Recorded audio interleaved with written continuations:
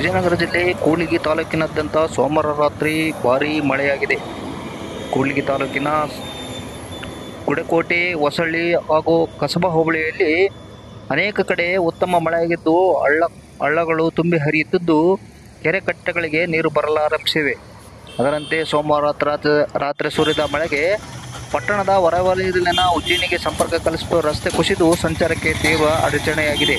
ಪಟ್ಟಣದ ಹೊರವಲಯದಲ್ಲಿರುವ ರಾಷ್ಟ್ರೀಯ ಹೆದ್ದಾರಿ 50ರ ಪಕ್ಕದಲ್ಲಿ ಪಾವಗಡ ಕುಡಿಯುವ ನೀರು ಯೋಜನೆಯ ಪೈಪ್ಲೈನ್ ಅಳವಡಿಸಲು ಉಜ್ಜಯಿನಿ ರಸ್ತೆಗೆ ಅಡ್ಡಲಾಗಿ ಬೃಹತ್ ಗಾತ್ರದಲ್ಲಿ ತೆಗೆದುಹಾಕಿದ್ದು ಪೈಪ್ ಹಾಕಲಾಗಿದೆ.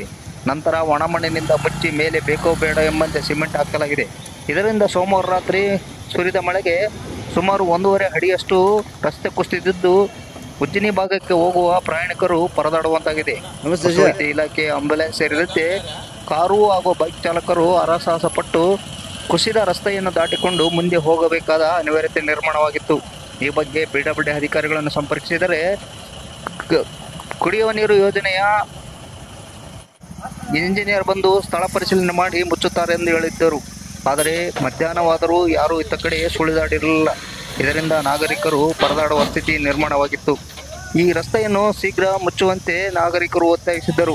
ಅಲ್ಲದೆ ಈ ರೀತಿ ಕಳಪೆ ವಿರುದ್ಧ ಕ್ರಮ ಕೈಗೊಳ್ಳಬೇಕೆಂದು ಅನೇಕರು ಈ ಸಂದರ್ಭದಲ್ಲಿ ಒತ್ತಾಯಿಸಿದರು.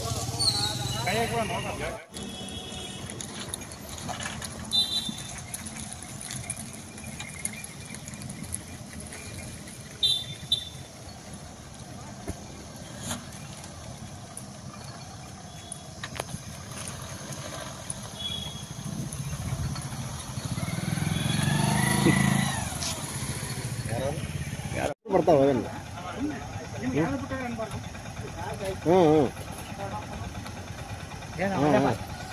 ಸರ ಮಾಡಿಸು ಮತ್ತೆ 3 ಮಾಡಿ